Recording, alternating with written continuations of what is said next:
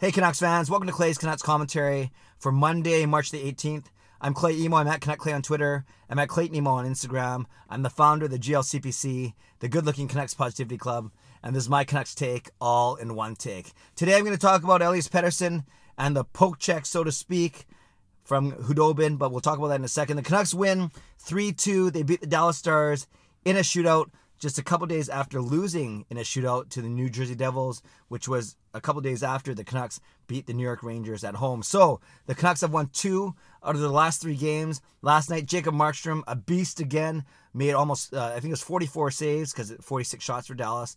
So, and especially a crazy third period where they're under siege. But Jacob Markstrom once again proving why him and Pettersson, the 2 front runners for the Canucks MVP of the season. We're going to continue to track this Markstrom versus Demko playing time starts. All those things are the last 10 games of the season, the final 10 games of the season. But as much as people want to see Demko play, there's also another school of thought is that we need to reward Markstrom for his awesome year. Not that he needs more work, but the fact that he is still playing well. He's putting up career bests in wins and things like that. So maybe let Markstrom also get his share of games. Something to track over the next few weeks for sure, as the Canucks enter the final 10 games of the season. Tim Schaller, not only 1 but 2 goals, his first 2 goals on the season, both really good goals actually. The first goal, he caused a turnover and put the puck in, maybe on a fluky shot, but still had the wherewithal to get the puck to the net. And the second one, he found open ice as Besser and Pettersson did their thing, and Pettersson found Schaller in the slot, and Schaller put a nice snapshot one-timer past Khudobin. So good job for Tim Schaller. Good for him to get 2 goals, his first 2 of the season. I mentioned to you back in September when I met him at the golf tournament, he's one of the nicest guys. I actually helped him out of his car with his golf clubs and everything. He had just moved here, of course, after getting traded signing from Boston as a free agent. So it was nice to spend that time with him back in September. And maybe it's because he's got long hair now. Maybe that was a secret or something, although that hasn't really helped work for Louis Eriksson. So something to think about. So good job for Schaller. Let's talk about Elias Pettersson. On that Schaller goal, he got an assist, giving him 60 points on the season, tying him with Pavel Bure and Ivan Hlinka for the most points ever by a Canucks rookie. So Pettersson could break that record, that rookie record tonight when the Canucks play in Chicago, or if he doesn't do it tonight, he can do it on Wednesday when the Canucks are at home to Ottawa. I'm going to that game. But I'm not going to be selfish and say, I hope he doesn't score tonight or doesn't get a point tonight. No, the more points, the better for him as he continues his great season. 60 points in 61 games. Obviously, that's basically almost identical to a point per game. If he didn't miss those 11 games, he could be at 70 points right now, 71 points using that same extrapolation. So maybe he breaks the record tonight, and I'll be sure to cover it tonight in a vlog if he does. But he had a chance to break it. He had many chances, actually. He was all over the ice in a good way last night. Dangerous, getting chances, making good passes, whatever it may be, including one where Jamie Benn tripped him and he kept it in the line, made a pass from his stomach to Troy Stecher, who got robbed by Khudobin. So that was kind of cool, even though Jamie Benn just stood there not skating. So that was a lot of chances for Pettersson to break the record. But then the best chance he had, I know a lot of people talked about it already, we've all seen the highlights, when Khudobin somehow faked a poke check, somehow was able and allowed to chuck his goal stick at Pettersson. Well, not at Pettersson. He chucked it at the puck. Made contact with the puck. Pettersson didn't get a shot off. And it wasn't overturned. It wasn't an automatic goal, which it should be. And instead, Pettersson was, thwarted, robbed of that goal, so to speak. I watched the highlight many times. A couple disclaimers. I'm not a goalie, okay? I've never played the position unless it's street hockey, but never, on ice or even on a roller hockey team. They wouldn't let me do that anyways. So I'm not a goalie. I admit that. I've never played hockey at a high level. I admit that too. But I've seen enough hockey to understand and to pick up certain things. Khudobin, as you guys know, made no effort to even conceal it, in my opinion.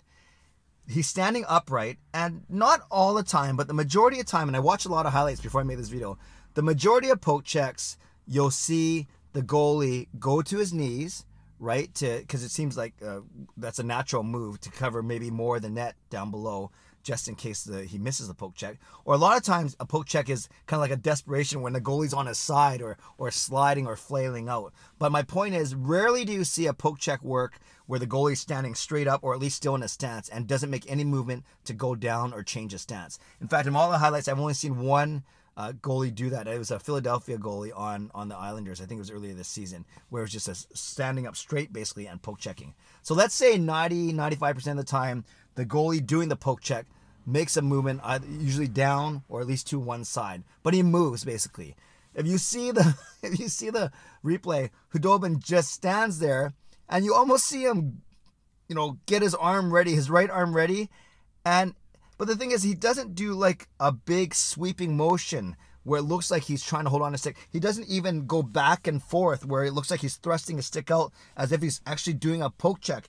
He basically goes, and he doesn't use a big arm motion. Maybe he's got a strong wrist, but he drops his stick, but he propels his stick. It's so intentional.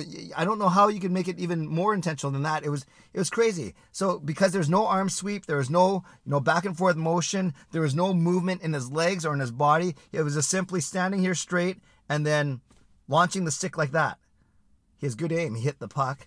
So I don't know what else the control room or the war room or whatever room that people are watching these replays in needed to see. And I saw the explanations that came out from the NHL today that, for it to be overturned, it had to be an absolutely conclusive evidence that he did attempt to throw his stick intentionally. But I don't know how you can read his mind. I don't know how you can make that call. Wouldn't you err on the other side and that, it looks like he chucked the stick and there's no conclusive evidence that he was trying to do a poke check. That's the way I see it. But alas, maybe I'm being biased. Maybe I wanted to see. Maybe Khudobin, he kind of knew. I think there's a couple other things too, now that I think about it, is he saw what Pettersson did, in his previous shootout goal on New Jersey, on Blackwood, and where he went backhand, forehand, one hand tuck backhand. I'm presuming that Khudobin did not want to get embarrassed like that.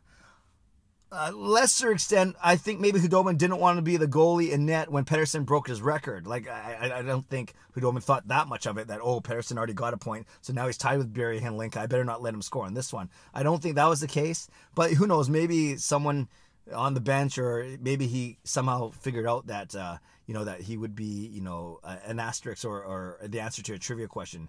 Who did Pettersson score on to break Barrie and Helinka's record as the highest Canucks, scoring rookie ever? I don't think that was a big factor, but a small factor. But those are my three factors: the fact that his body positioning and the way Khudobin controlled his body and controlled the propelling of that stick. That's number one.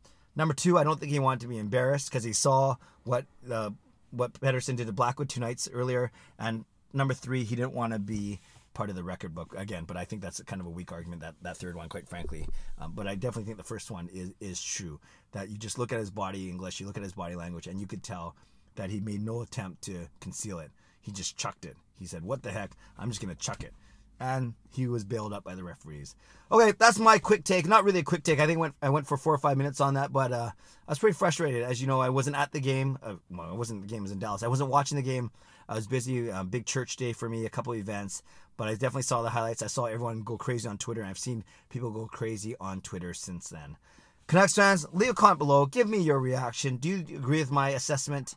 Do you agree with the NHL's assessment, the referee's assessment, that somehow that wasn't an automatic goal, that was an accidental poke check, or as a poke check went awry? Whatever it is, I love to read your comments below. I love to read, react, and reply as always. Tonight is Vancouver and Chicago. I look for Demko to start, given that it's back-to-back with a bit of travel in between. And we'll see what happens for the rest of the lines. I doubt they'll be skating or practicing today, given that they're traveling back-to-back on the road. But we will see what happens. Then, for the rest of the week, pretty excited. I'm going to the game on Wednesday, Ottawa. Maybe that's the game Pettersson breaks the record if he doesn't break it today. And then I'm going to the game on Saturday with my friend Dan from Twitter, going to the Flames game. And then on Sunday, going to the game against Columbus, because I given tickets for doing our High Hope song that basically the Canucks have only won like 3 games since we released that. It's funny how that always happens. So I'm excited. I'm going to the next 3 Canucks games. Then I'm out of town for a little bit, going to Vegas, going to meet my friend Louie, go see a Vegas Golden Knights Minnesota Wild game. Then I'm back for the last game of the season. But having said that, we are trying to sell 2 more sets of seats to the Columbus game, my actual seats, on the 24th, and to the LA Kings game on the 28th. $110 for our seats, $110 total for the pair of seats for each game. And then section 319, section 319, row 13, seats 1 and 2. Really, really good seats. Let me know. Leave me a message or send me a DM, or either here or on Twitter at Canuck Clay, if you'd like me to send you some ticket info. Okay, that's enough for now. Hope you enjoy the game tonight. I will check in if the Canucks do indeed... not if the Canucks win. I'll do a video regardless, but I will check in tonight if Elias Pettersson does indeed break the Canucks rookie scoring record. Enjoy the day. Subscribe if you like to. Like this video if you like to. Enjoy the sun. God bless, and go Canucks go.